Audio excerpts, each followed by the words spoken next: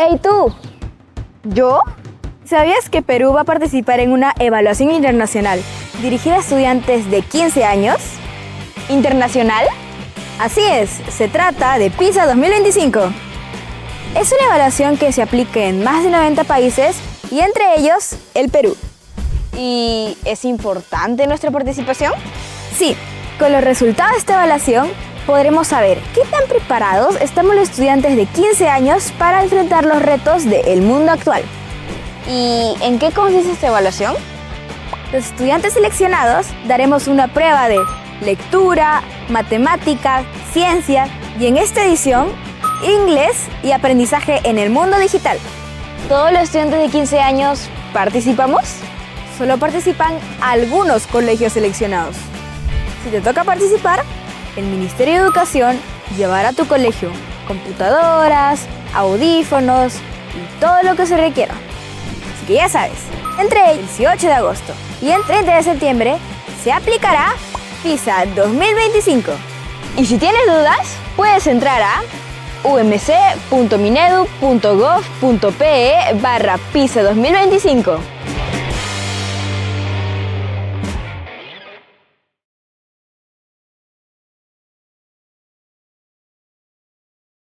Damos la bienvenida a una nueva edición del webinar UMC Evaluar para Mejorar. Hoy conversaremos sobre cómo se aplicará la prueba de lectura en PISA, una de las evaluaciones internacionales más importantes del mundo. Esta prueba se llevará a cabo en el Perú entre el 18 de agosto y el 30 de septiembre de 2025 y estará dirigida a estudiantes de 15 años. Para conocer más sobre la competencia lectora que evalúa, no solamente los conocimientos que se adquieren en el aula, sino también la capacidad de aplicarlos en situaciones de la vida real, hoy nos acompaña Jean-Pierre Bodenet de los Ríos, especialista de la UMC. Bienvenido, Jean-Pierre. Muchas gracias, Teresa, y bienvenidos a todos los que se encuentran acompañándonos en estos momentos. Antes de iniciar esta conversación, queremos invitar a toda la comunidad educativa que está conectándose, que nos escriban sus consultas en los comentarios y que también nos comenten desde dónde nos están visualizando. Para iniciar esta conversación, Jean-Pierre, ¿podrías empezar comentándonos cómo es que define PISA la competencia lectora? Sí, muy bien. Buenos días, buenas tardes a todos. A ver, vamos a leer juntos la definición de la competencia lectora, que aparecería ya en la presentación. ¿Está visible? Perdón. Ok, sí. Muy bien. La competencia lectora es la comprensión, el uso, la evaluación, la reflexión y el compromiso con los textos con el fin de alcanzar las metas propias, desarrollar el conocimiento y el potencial personal y participar en la sociedad. Como podemos ver, esta definición nos lleva más allá de la mera comprensión del texto. También implica darle un uso a lo que leemos, evaluarlo críticamente, reflexionar e involucrarnos con la lectura como una práctica. Hablamos entonces de una actividad realizada por un lector. En segundo lugar, esta definición nos recuerda que esta actividad está orientada por metas. Leer para aprender, leer para resolver problemas, leer para tomar decisiones informadas. Además de esto, esta definición nos permite entender esta actividad como situada en diversos ámbitos que permite a los lectores participar en diversos aspectos de la vida política, económica y cultural de la sociedad. En otras palabras, para PISA, la lectura es una práctica activa, orientada por metas y situada socialmente. Gracias, Jean-Pierre, por darnos esta definición, digamos, de cómo plantea PISA la competencia lectora, ¿no? De hecho, podemos reconocer, ¿no?, de algunos elementos que ya habíamos estado conversando en otros webinars, ¿no?, sobre cómo se entiende esta competencia. Algo muy importante en lo que nos has comentado, ¿no?, que tiene que ver con esta orientación hacia las metas, ¿no?, y cómo eso va a permitir que los lectores puedan participar, ¿no?, en diferentes aspectos de la vida. Teniendo en cuenta esa dimensión, ¿cómo es que PISA ha ido adaptando su marco de evaluación de la competencia lectora para responder, ¿no?, a los cambios que vamos experimentando en el mundo contemporáneo? Sí, A ver, en 2018, lectura fue la competencia, el área énfasis en PISA. Durante ese ciclo, PISA amplió su marco de evaluación para considerar una serie de condiciones que influían en la práctica de la lectura, principalmente la masificación de Internet y la expansión de prácticas letradas mediante espacios y dispositivos digitales. Entonces, ¿cómo esto se expresa en la evaluación PISA, en la prueba PISA? Podemos mencionar tres aspectos. El primero corresponde a la evaluación por escenarios. La prueba representa situaciones comunicativas que proveen al lector de una meta de lectura para desarrollarse en un contexto. En este escenario, el lector accede de manera secuencial a la lectura de textos y resuelve preguntas vinculadas a estas fuentes, así como tareas intertextuales para vincular las mismas. Ese es un primer punto. El segundo aspecto, en estos momentos estamos viendo la estructura del escenario leche de vaca. Vamos a detallar un poquito más de este tema cuando entremos en profundidad sobre la evaluación. El segundo aspecto que quiero mencionar, aparte de la evaluación por escenarios, corresponde a cómo PISA amplía su repertorio o su clasificación de textos para incluir géneros, por un lado, que circulan en las prácticas digitales, en Internet, pero también para abarcar más aspectos de la intertextualidad. Como podemos apreciar en la pantalla, podemos observar en primer lugar que en relación a los tipos textuales, PISA añade los llamados textos transaccionales en los que un grupo de participantes interviene en torno a un asunto, como por ejemplo el texto del escenario liberado Foro de Aves. No sé si lo podemos ver en estos momentos. Después podemos volver al todo. Sí, por ejemplo, como pueden apreciar ahora, podemos ver un foro de un grupo, en el cual participan un grupo de personas que cada uno plantea una entrada o una intervención respecto a un asunto, ¿no? Eso es un ejemplo de lo que sería un texto transaccional, pero eso también es válido para hablar de, por ejemplo, servicios de mensajería, redes sociales. Ok, otro tipo de texto, volvemos a la diapositiva anterior, que se incluye es también los textos dinámicos que tienen enlaces a otras fuentes dentro de un mismo escenario. Como pueden ver en la clasificación, para dar cuenta de más aspectos de la diversidad textual, PISA incluye no solamente textos con enlaces, o sea, incluye textos con enlaces y también sin enlaces. Como podemos ver ahorita en la pantalla, este es un texto del escenario Isla de Pascua. Acaba de accesarse un enlace a otra lectura dentro de este escenario y en la parte inferior del primer, perdón, sí, en la parte inferior del primer texto se aprecia también otro enlace a una tercera fuente que está en el mismo escenario. Entonces, también se incluyen textos dinámicos que contienen enlaces a otras fuentes. Eso es alguna de las características y finalmente quiero añadir eh, respecto a la clasificación de textos, se incluye una cantidad importante de escenarios con textos múltiples o que generan o que plantean escenarios de lectura intertextual. Un tercer punto que también podemos mencionar es el hecho de que PISA plantea un conjunto introduce un conjunto de habilidades entre las capacidades que son evaluadas, orientadas a la evaluación de la calidad de los textos. También este es otro aspecto importante que corresponde a los procesos de esta evaluación. Excelente, Jean-Pierre, ¿no? Nos ha quedado, creo, bastante claro justamente cómo ha sido esta adaptación, ¿no? Tanto la evaluación por escenarios y también la ampliación del repertorio de textos, y esto también que es muy relevante actualmente, ¿no? Que es cómo los lectores pueden evaluar, ¿no? La calidad de las fuentes. Ahora bien, quisiera que si nos pudieras comentar, por ejemplo, en el webinar anterior, ¿no? También vimos, cuando hablamos de la competencia lectora según el Currículo Nacional de Educación Básica, vimos que esta competencia se manifiesta en tres capacidades, ¿no? En el marco que nos estás planteando, ¿no? ¿Cómo PISA aborda, digamos, estas capacidades? ¿Hay alguna similitud entre la propuesta del Currículo Nacional de Educación Básica? ¿Algunas diferencias? No sé si nos puedas desarrollar un poco ese tema. Por supuesto. Aprovecho tu pregunta para también situar con más precisión dónde o cómo estarían, cuáles serían estas habilidades para la evaluación de fuentes que hemos mencionado previamente. Como podemos apreciar, mm, de manera semejante al marco de las evaluaciones nacionales, PISA también clasifica o agrupa los procesos de lectura en 3 capacidades. Esas capacidades corresponden a localizar información, que incluye desde el acceso y la recuperación de información de un texto, y también la búsqueda y selección de textos relevantes. Comprender, que refiere a representar o incluye la representación del significado literal de secciones o oraciones, pero también la integración y la generación de inferencias. Y finalmente, evaluar y reflexionar, que remite a, digamos, la lectura crítica respecto a el contenido, la forma y las situaciones en las que circulan los textos.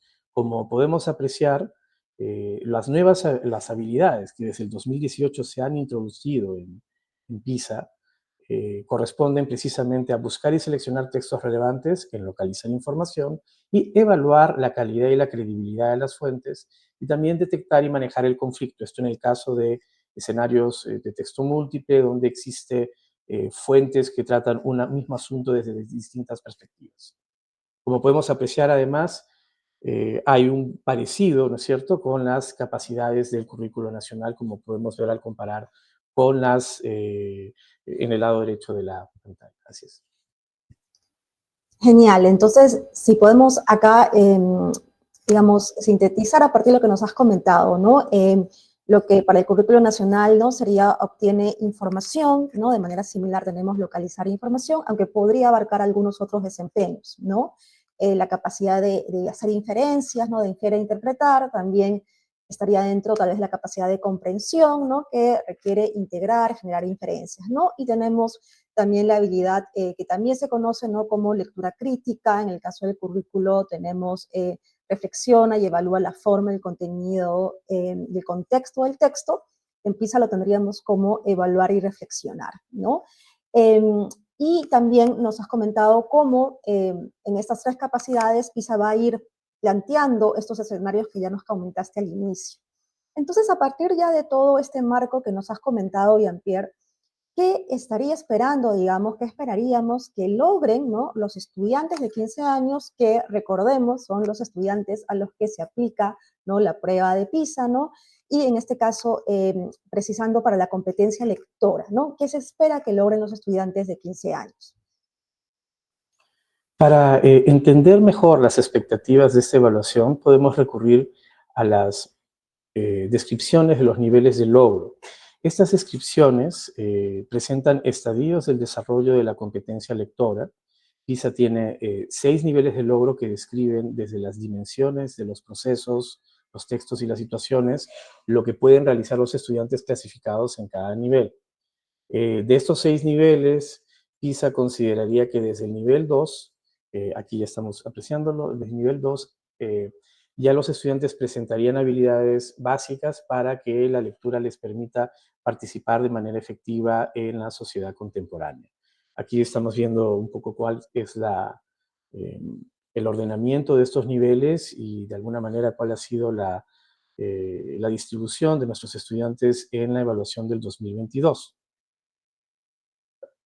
Adicionalmente, ya para ver un poco el detalle en qué consiste este nivel 2 que PISA considera como el nivel básico, podemos ver que las descripciones de nivel presentan información bastante densa sobre los procesos y las tareas. Vamos a sintetizarlo un poco para ir haciendo ir introduciendo a esta exigencia, cuál es esta exigencia en la evaluación. Respecto a localizar información, el nivel 2 plantea que los estudiantes pueden ya localizar grupos de datos a partir de criterios parcialmente implícitos o criterios que ellos pueden encontrar en las lecturas, y además pueden seleccionar un texto relevante según una meta a partir de indicaciones muy puntuales y muy explícitas. Además, en comprender, los estudiantes pueden inferir la idea principal de textos de mediana extensión así como realizar algunas inferencias sencillas para interpretar el significado de expresiones, para representar relaciones causales en secciones o empleando información de secciones específicas del texto en posición poco notoria. Y finalmente, en la evaluación y la reflexión, los estudiantes pueden reflexionar sobre el propósito general global del texto, así sobre el aporte de ciertos rasgos de las lecturas, sobre todo tipográficos, en el funcionamiento del texto. Además de ello, pueden comparar afirmaciones y argumentos en textos argumentativos cuando los enunciados involucrados son explícitos y cortos. Todas estas actividades de reflexión las hacen siempre estableciendo una conexión entre sus saberes y sus actitudes personales y sus experiencias previas, ¿no? Eso sería un poquito la exigencia. Qué interesante, Jean-Pierre, ¿no? Nos has comentado cómo hay 6 niveles de logro, ¿no? Pero el nivel 2 sería, digamos, el mínimo indispensable, ¿no? Que ya podemos decir que los estudiantes pueden participar de manera efectiva, ¿no? Entonces, digamos, eso sería lo mínimo esperado, aún si vemos que queda todavía, ¿no? Mucho ahí para desarrollar en la competencia lectora. Bueno, con esta intervención que nos has comentado cómo en cada capacidad además, ¿no? Está lo mínimo esperado en el nivel 2. Ya en el siguiente bloque nos vas a compartir algunas recomendaciones, ¿no? Y ahora sí quisiera aprovechar para hacer recordar a la comunidad educativa que el Perú efectivamente ha mostrado avances, ¿no? En el desarrollo de la competencia lectora a lo largo de los diferentes ciclos en que PISA ha ido evaluando, ¿no? Inclusive nos habías comentado que la última evaluación fue el 2022 y ahí nuestro país se ubicó entre los 5 con mejores resultados en la región, ¿no?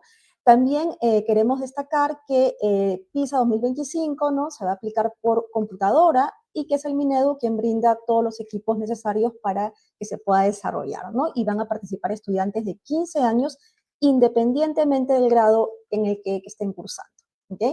Entonces, vamos a cerrar con esto el primer bloque, pero en el siguiente bloque Jean-Pierre nos va a compartir algunas recomendaciones y reitero, por favor, a todos los que se están conectando, que nos están visualizando, que pueden dejar sus consultas, comentarios, que Jean-Pierre va a poder responder algunas en vivo. También no se olviden de ir contándonos desde qué región nos acompaña.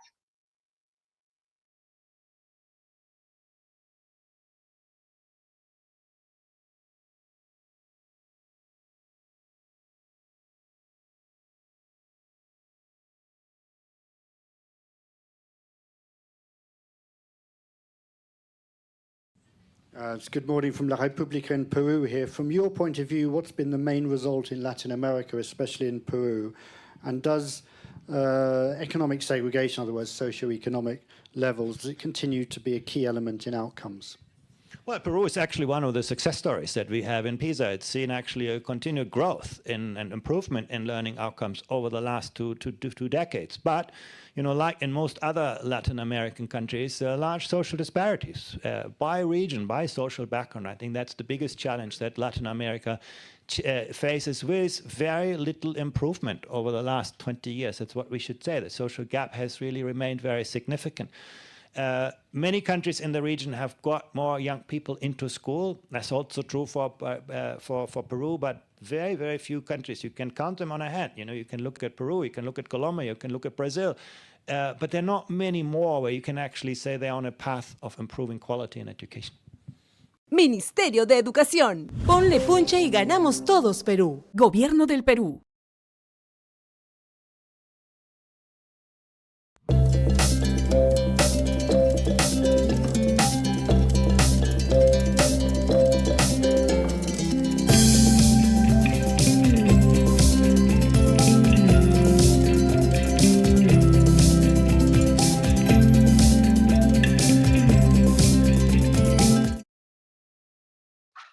Estamos de regreso en el webinar UMC Evaluar para Mejorar. En el primer bloque, el especialista Jean-Pierre Bodenet nos ha ido comentando cómo define PISA la competencia lectora y cuáles son los aspectos que aborda, ¿no? Ahora, Jean-Pierre nos va a comentar a través de algunos ejemplos cómo los diferentes sectores educativos pueden contribuir al desarrollo de esta competencia en los estudiantes. Jean-Pierre, en el primer bloque nos mencionaste la evaluación por escenarios que aplica PISA. ¿Crees que puedas ahora explicarnos en mayor profundidad de qué consiste y darnos un ejemplo, ¿no?, para que los que están conectados puedan visualizarlo mejor? Ok, justamente, a ver, vamos a tomar de ejemplo un escenario liberado, que es el escenario de leche de vaca. Como podemos apreciar, este escenario le presenta al estudiante descripciones de la situación comunicativa que van a plantear una determinada meta. En este escenario en particular, 3 jóvenes están indagando sobre los beneficios y riesgos para la salud del consumo de leche de vaca. Para ello, estos jóvenes en momentos distintos del escenario van a consultar 2 fuentes, 2 lecturas. En la primera de estas lecturas se presenta, es un texto de una página web de una empresa de productos lácteos que presenta, digamos, los beneficios del consumo de leche. Segundo texto, más bien, que se presenta en otro momento de la lectura, presenta el artículo de un médico quien considera los riesgos del consumo de este producto. Hay que tomar en cuenta que esta aparición de los textos aparece en el marco de una situación comunicativa en la que el participante o el lector puede entender cuál es la meta de lectura, puede representar los distintos momentos del escenario, así como poder representar también los puntos de vista involucrados, ¿no?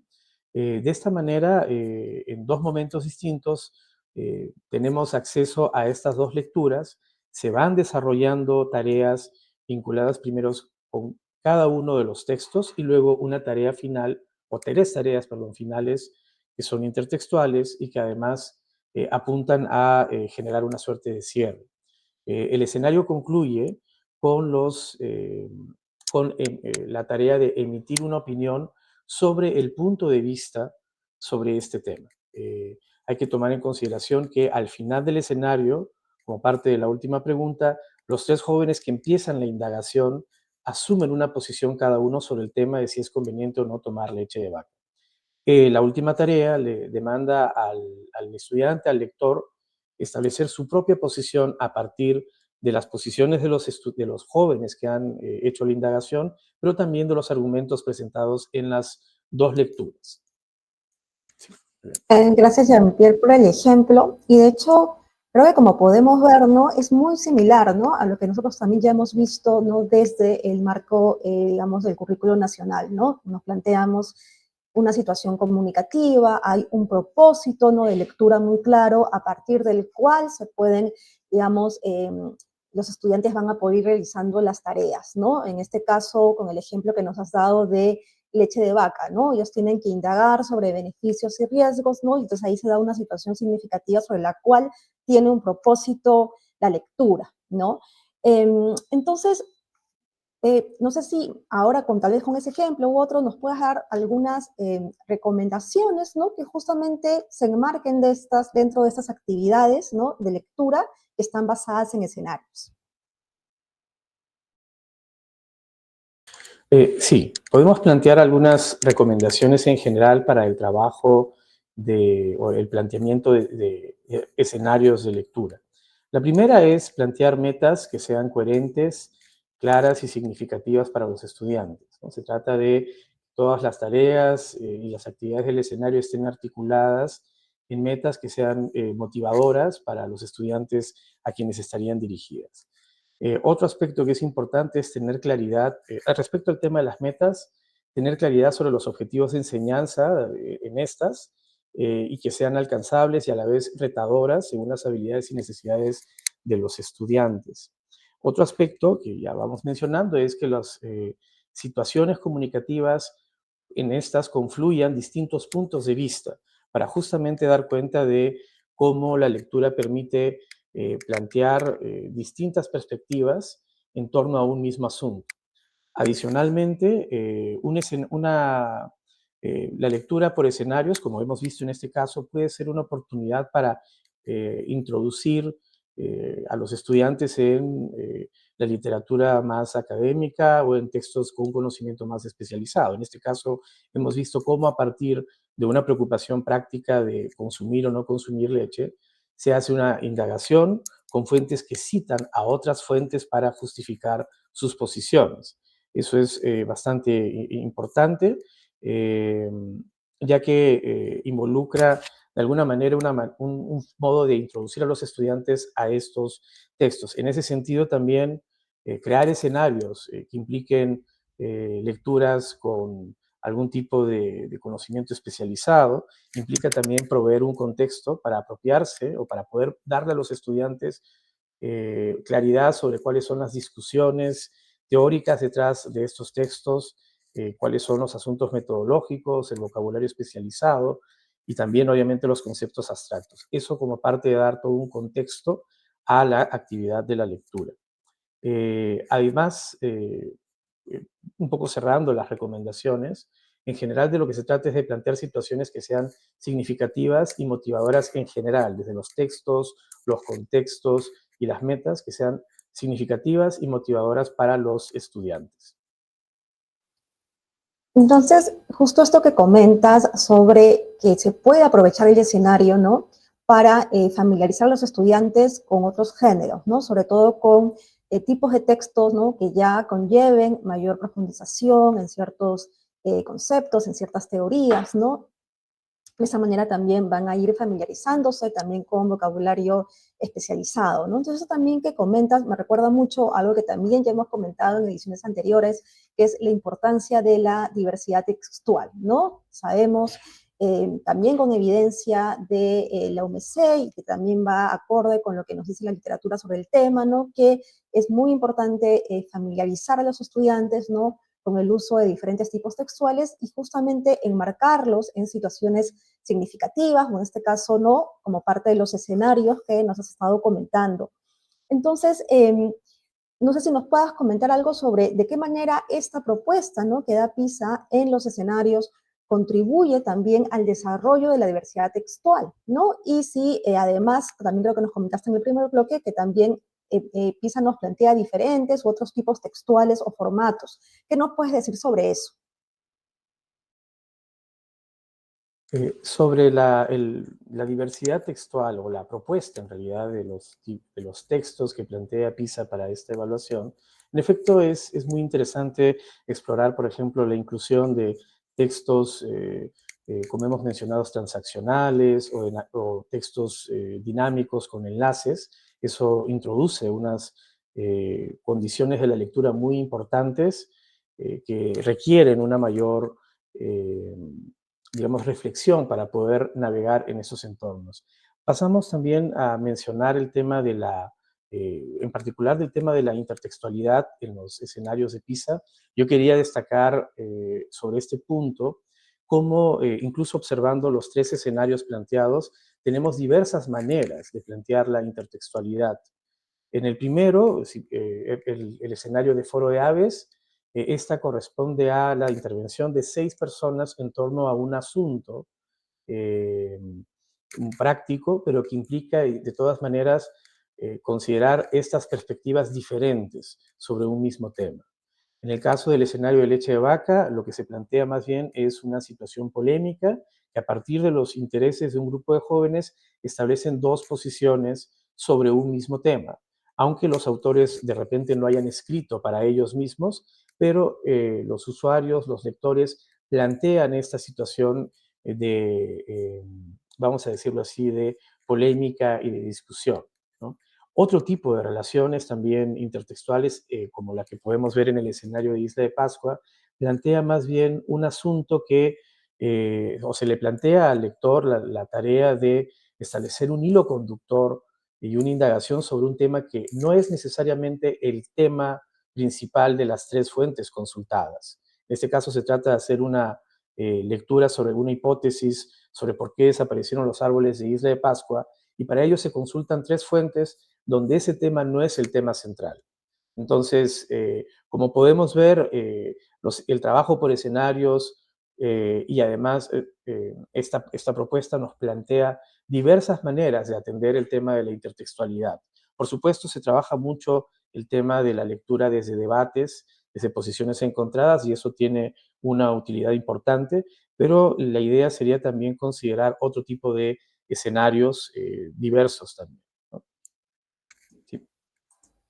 Ok, entonces justo has comentado, ¿no? Estamos con los textos transaccionales, ¿no? Que definitivamente son textos con que los jóvenes de ahora, digamos, los estudiantes definitivamente están en contacto, ¿no? En que tienen que poner en uso, ¿no? Todas sus competencias comunicativas. Ahí también vemos cómo la lectura y la escritura siempre van de la mano, ¿no?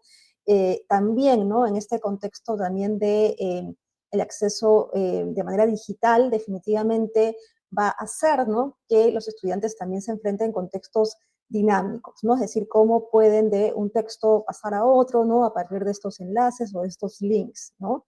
Y eso es también importante, creo, resaltar cómo eso también forma parte, ¿no? De las habilidades que los estudiantes tienen que ir adquiriendo, ¿no? A manera que van recorriendo, ¿no? Estos tipos de textos. En ese sentido, ¿tú qué recomendaciones se podrían dar, ¿no? Para abordar, ¿no? Esta diversidad textual, ¿no? En la que hay mucha relación entre la fuente en estos escenarios para que se pueda trabajar, digamos, con los estudiantes. ¿Qué recomendaciones nos podrías dar, Jean-Pierre? Bueno, retomando precisamente, en primer lugar, estos textos digitales en los que existe, en particular el tema de los textos con enlaces y todas las posibilidades de navegación que se genera a partir de los enlaces, los motores de búsqueda. Es muy importante familiarizar a los estudiantes y generar actividades que permitan una reflexión sobre el sentido y el uso de estos aspectos técnicos, pero que siempre estén vinculados con una lectura dirigida por metas desde el interés del estudiante.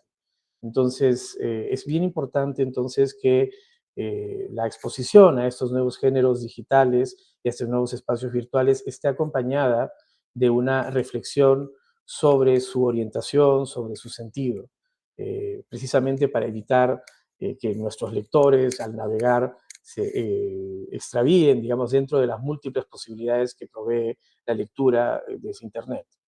Otro aspecto que me parece importante, que aprovechamos un poco la idea de hablar de los foros y en general de los textos transaccionales, pero que podemos plantearlo desde foros, desde espacios de aulas virtuales, es la necesidad, perdón, no la necesidad, es la oportunidad de desarrollar actividades que fomenten el intercambio de pares y además la integración de distintas competencias del área. Otro aspecto interesante es, ya hablando del uso de los escenarios intertextuales, en efecto, emplear estos escenarios que implican temas polémicos para favorecer la reflexión y también habilidades vinculadas con la argumentación, aunque también seguir explorando otras formas de relación entre los textos. Finalmente, como parte, digamos, de lo que se espera en secundaria, profundizar la reflexión sobre la diversidad textual, en particular sobre cómo funcionan los géneros textuales, en qué contextos, con qué recursos formales, de tal modo que el estudiante cada vez esté más habituado a estos nuevas formas de lectura que van a formar parte de su vida al dejar la escuela. Entonces también es un tema que corresponde a cómo profundizar la reflexión también. Sí.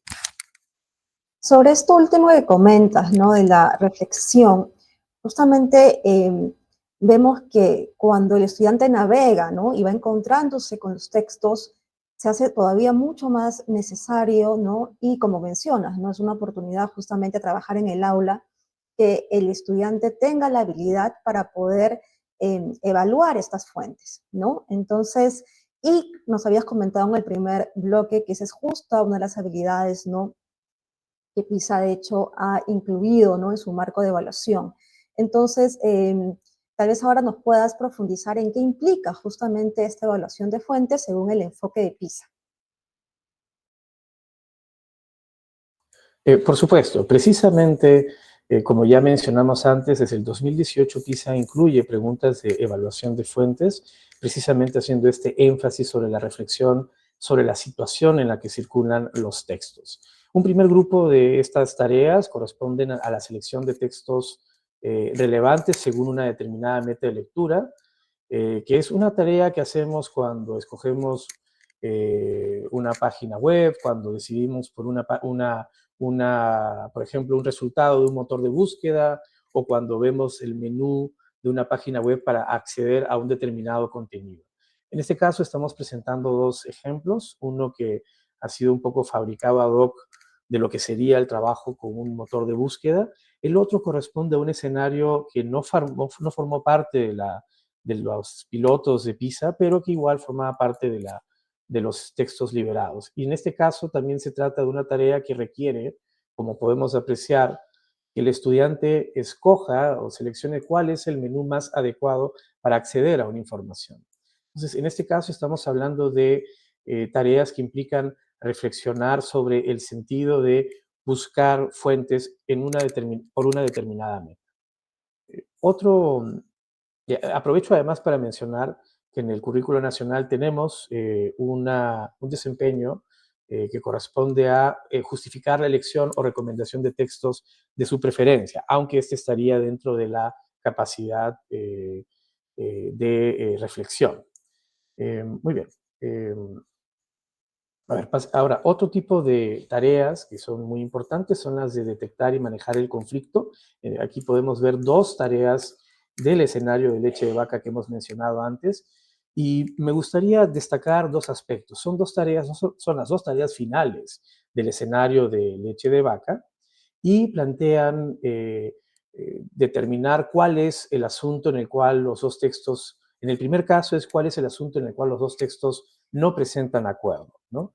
De hecho, ya el enunciado permite precisar que ya hay un desacuerdo entre las dos fuentes, pero se requiere precisar cuál es el aspecto que corresponde a la dieta habitual, ¿no? ¿Cuál es este aspecto sobre el cual hay una discrepancia?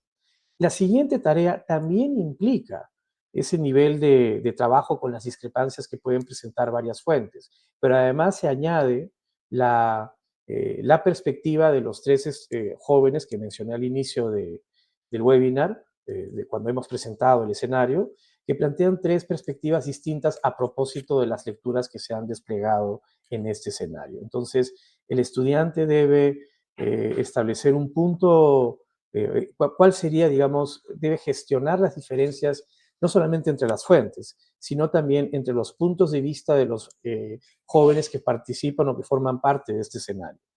Esa es una primera cuestión. Es decir, el asunto que genera discrepancia es ajustable y depende también de la meta de lectura.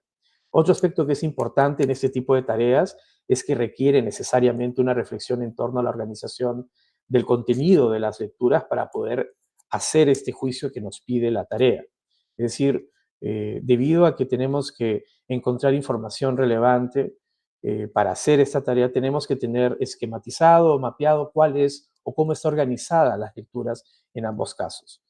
Tomando en consideración que son textos argumentativos, se requiere además que los estudiantes puedan, digamos, reflexionar sobre cómo está organizada la argumentación de ambas fuentes, cuáles son las opiniones, los argumentos y los recursos retóricos.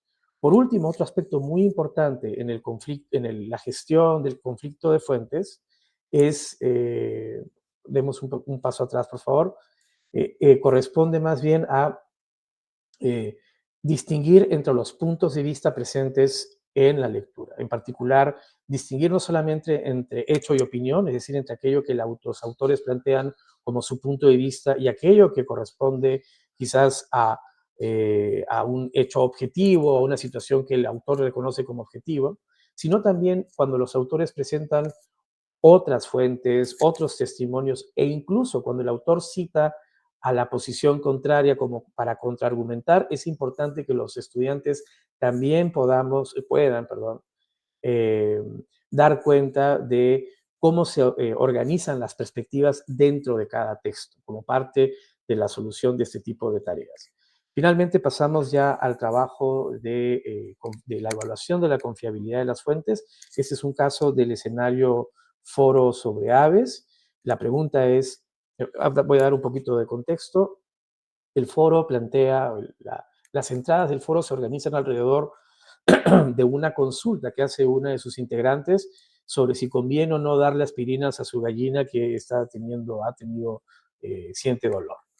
Entonces, los participantes del foro intervienen en esta discusión y la pregunta que plantea el ítem es ¿cuál de estas respuestas puede ser la más confiable? Entonces, observemos además que es una pregunta abierta y lo que se espera es que el estudiante pueda determinar criterios para establecer cuál de estas fuentes es la más confiable. Como vamos a poder ver, hay distintos criterios para establecer ello. Hay dos personas de este escenario que recurren, digamos, al conocimiento del experto, ¿no? Ya sea, me parece que Nelly, quien indica que siempre recurre a lo que dice su veterinario, y Francisco, que es el veterinario experto, que está hablando al final del foro. Adicionalmente, hay otra persona que indica que ha dado aspirinas a una gallina en alguna ocasión y recurre a su experiencia particular. En estos casos, los estudiantes que de alguna manera dan cuenta de estos criterios estarían realizando la tarea. Lo importante es poder determinar cuál es el criterio que justifica que una determinada información es confiable o no. Genial, Jean-Pierre, ¿no? De hecho, me parece muy interesante cómo nos has comentado que evaluar fuentes en realidad abarca, ¿no? Desde la selección de un texto, ¿no? Que sea relevante para lo que a uno le interese, ¿no? Y que pueda, además, el estudiante, como mencionaste también, ¿no? Que tenemos un desempeño similar en el currículo, que pueda justificar o recomendar un texto, ¿no? Pero siempre teniendo en cuenta cuál es la meta, ¿no? Cuál es el propósito.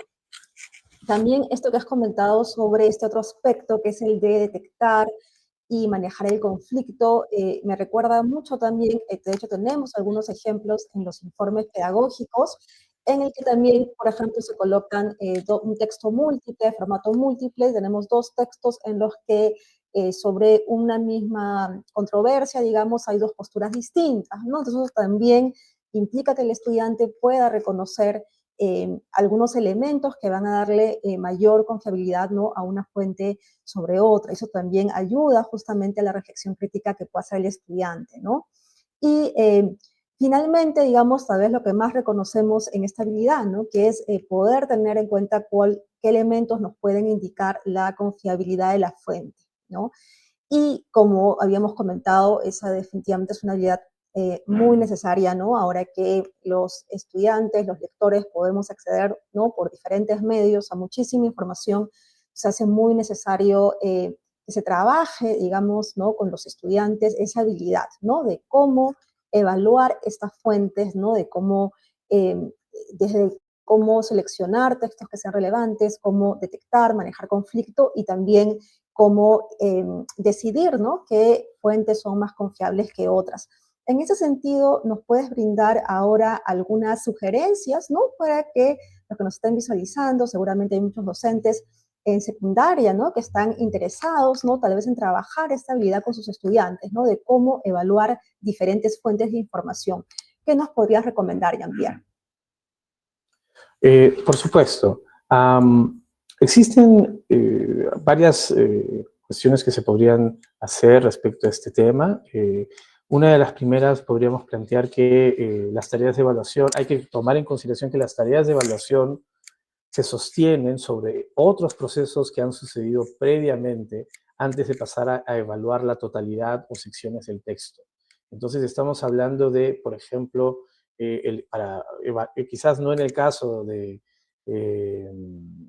el foro de aves, que podría parecer una lectura muy corta, muy sucinta, o intervenciones muy sucintas, pero como ya mencionábamos antes, para poder, imaginemos que queremos hacer una evaluación sobre las fuentes del escenario de leche de vaca, pues bien, eso habría implicado haber hecho una serie de procesos para interpretar y organizar la información de esta lectura para luego opinar alrededor de esta.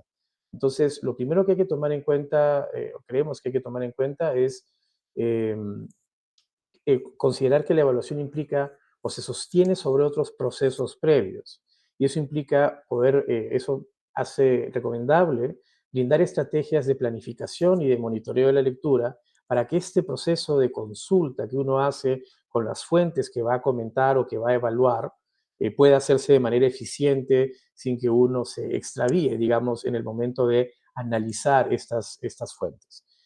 Otra consideración corresponde y que se condice o es afín a este tema es el hecho de trabajar estrategias de lectura exploratoria y de síntesis de fuente, como hemos visto en el caso del texto del escenario de leche de vaca y de las dos fuentes que en las que se requiere conciliar los puntos de vista encontrados. Aparte de ello, en el caso de la gestión del conflicto entre fuentes, vuelvo a mencionarlo, se requiere un trabajo especial para entender cómo está organizada la argumentación de las fuentes, cuáles son las opiniones, los supuestos, los recursos retóricos, y además distinguir entre los puntos de vista expresados en las mismas, ¿no? Finalmente, ya atendiendo un poco al tema de tareas como la selección de fuentes o incluso la evaluación de la confiabilidad, es indispensable trabajar estrategias de búsqueda de información y de aplicación de criterios para evaluar la relevancia y la confiabilidad de las fuentes, ¿no? Y además, como parte, digamos, de promover la lectura entre los estudiantes, es importante también alentar que ellos puedan elegir lecturas según criterios e intereses particulares, ¿no? También se trata de brindar oportunidades para que los propios lectores, para que los propios estudiantes tomen estas decisiones y no solamente aprendan a hacerlas eficazmente, sino que también adopten la lectura como una forma de una práctica que les permite seguir conociendo y seguir desenvolviéndose en diversos ámbitos. Gracias, Jean-Pierre, por estas recomendaciones. De hecho, nos has presentado, ¿no?, algunos ítems y textos liberados de PISA, ¿no?, que ayudan justamente a ejemplificar, ¿no?, el marco de evaluación de PISA y también qué es lo que se espera, ¿no? Pero creo que mucho más rico es lo que nos has dado en función a las recomendaciones, porque eso creo que puede ayudar muchísimo a la comunidad educativa, ¿no?, a aplicarlo, ¿no? Y también hemos mencionado, también nos has ido diciendo que esto va muy de la mano, ¿no? Es muy similar a lo que nuestro enfoque dentro del currículo nacional también promueve, ¿no? Antes de pasar al siguiente bloque, quisiera recordar que la aplicación PISA se va a realizar entre el 18 de agosto y el 30 de septiembre de este año, ¿no? Entonces, tomar en cuenta eso. Y en el siguiente bloque, Jean-Pierre va a responder algunas preguntas del público, así que si aún no han dejado su consulta, todavía pueden hacerlo, y Jean-Pierre va a responder algunas en vivo, pero vamos a responder todos los comentarios y consultas que no hagan. Antes de responder esas preguntas y volver con el siguiente bloque, vamos a ver el dato UMC de la semana.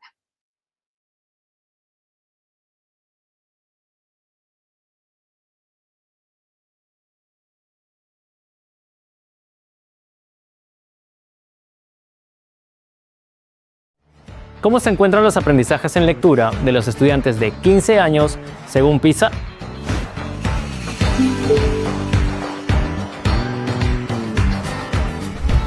En las últimas evaluaciones de PISA, Perú ha mostrado una mejora en la competencia lectora. Este crecimiento se ha dado de manera sostenida en los diferentes ciclos de la evaluación, siendo las mejoras más importantes las obtenidas en 2015 y 2018. ¿Quieres conocer más sobre esta evaluación? Ingresa a umc.minedu.gov.pe/PISA.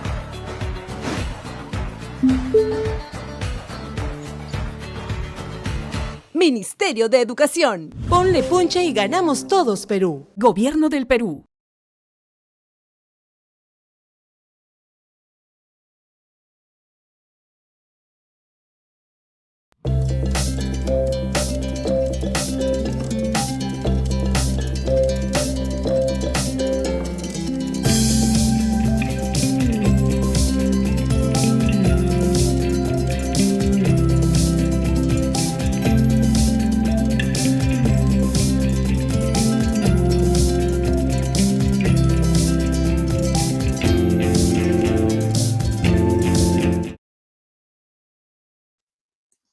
Estamos de regreso en el webinar UMC Evaluar para Mejorar. Hoy nos acompaña Jean-Pierre Baudenet, que nos ha comentado sobre la prueba PISA dentro de la competencia lectora y también nos ha brindado en el bloque anterior muchísimas recomendaciones que pueden ser aplicadas en el aula. Agradecemos a todos los actores educativos que nos están acompañando en la edición de hoy, Ahora en este bloque, Jean-Pierre va a responder sus consultas, pero antes de eso quiero saludar a la comunidad educativa que nos está acompañando desde las diversas regiones del país. Muchas gracias a todos los que nos acompañan desde Junín, desde Lima Metropolitana, también desde Loreto, Lima Provincias, San Martín, Amazonas, Cajamarca, Arequipa y Ancash. Muchas gracias por conectarse y esperemos que las recomendaciones que nos ha brindado Jean-Pierre puedan serles de mucha utilidad. Jean-Pierre, vamos a empezar con algunas preguntas del público. Acá tenemos una que nos indica lo siguiente. ¿De qué manera se puede poner en práctica la lectura con muchas fuentes o a partir de los hipervínculos, considerando que en varias escuelas no cuentan con computadoras ni acceso a Internet? ¿Qué nos dices ante esto, Jean-Pierre? Bueno, empecemos diciendo que la idea de la intertextualidad no es un asunto privativo o exclusivo de los dispositivos digitales. Lo que hace las tecnologías de la información y la comunicación en las últimas décadas es más bien potenciar, acelerar las posibilidades de acceso a fuentes de maneras que no eran posibles antes de la existencia de Internet, ¿no? Pero eso no significa que incluso en el trabajo con fuentes impresas no puede existir precisamente una actividad que implique vincular textos entre sí. Entonces, empecemos diciendo eso, empecemos diciendo que, de hecho, es muy importante durante la formación de los estudiantes que ellos puedan, además, representar el itinerario de las lecturas y de todas las experiencias que han sido mediadas por la lectura de textos, de tal modo que eso les permita desarrollar habilidades críticas y de reflexión respecto a el uso de esta capacidad o de esta práctica que es la lectura. Entonces, en ese sentido, la idea sería no restringir, digamos, la idea de lo intertextual a lo que permiten a las posibilidades de las tecnologías de la información y el conocimiento. Por supuesto, esto también tiene que decirse con la observación de que cada avance y cada transformación tecnológica que influye en la lectura también va acompañada de consideraciones sobre la brecha, que añade algo más a las brechas existentes en el acceso al conocimiento y a la educación en general. Entonces, por supuesto, aquí hay retos que no solamente corresponden con el acceso a equipos o a la conectividad, sino también a los pendientes para generar una satisfactoria integración entre los procesos de aprendizaje y las tecnologías de la información y sus usos que cada vez, como estamos comprobando, se transforman constantemente, ¿no? Otro aspecto más que quiero otra vez resaltar es que la navegación o la lectura intertextual, mejor dicho, la lectura intertextual, y cuando hablamos de navegación en general, no estamos hablando solamente del dominio de ciertas interfaces o de ciertos rasgos que existen en los textos digitales, sino que también hablamos de una habilidad que implica la reflexión y la evaluación de cuál es la utilidad y la relevancia de las fuentes que leemos para lograr ciertos objetivos. Leer, o mejor dicho, navegar para leer implica la reflexión sobre cuál es la finalidad de la lectura. Entonces, creo que en ese aspecto también no hay que irse al otro extremo respecto a que, digamos, podemos hablar de una lectura satisfactoria solamente con el mero acceso a estos dispositivos y a estas formas de tecnología. Entonces, el asunto, como podemos mencionar, es bastante complejo, pero creo que podríamos responderlo de esa primera manera. Gracias, Jean-Pierre. Acá tenemos otra pregunta que nos indica lo siguiente. ¿Cómo se relaciona la forma en que PISA plantea la competencia lectora con lo que propone el Currículo Nacional de Educación Básica? Ya nos habías dado algunos alcances, pero tal vez ahora puedas profundizar un poco más sobre este tema.